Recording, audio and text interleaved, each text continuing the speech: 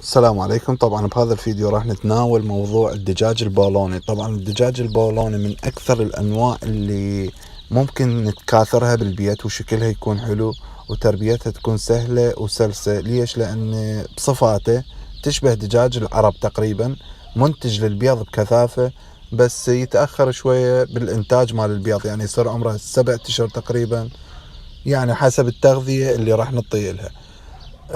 تغذية مناسبة انه تكون الإذرة، نركز على الإذرة الصفراء اللي هي الطاقة، يحتاج هذا الطير 50%، يعني ذرة صفراء لازم نعطيه 50%. ونركز طبعا على البروتين موجود بالطحين بالخبز، بهواي مواد موجودة ممكن نعطيها لها، بس أهم شي نركز على الطاقة اللي هي 50% اللي موجودة بالذرة الصفراء.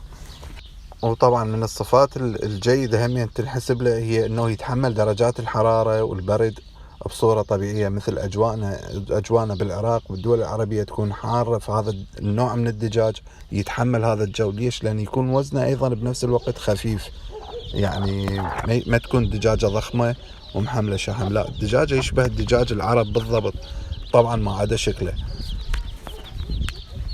إنتاجه للبيض قد يصل، يعني إذا وفرنا له العلف، ممكن يوصل إلى 170 بيضة بالسنة. ف170 بيضة للدجاج الزينة تعتبر رقم قياسي. إنتاجه يعني جيد جدا، لا بأس به.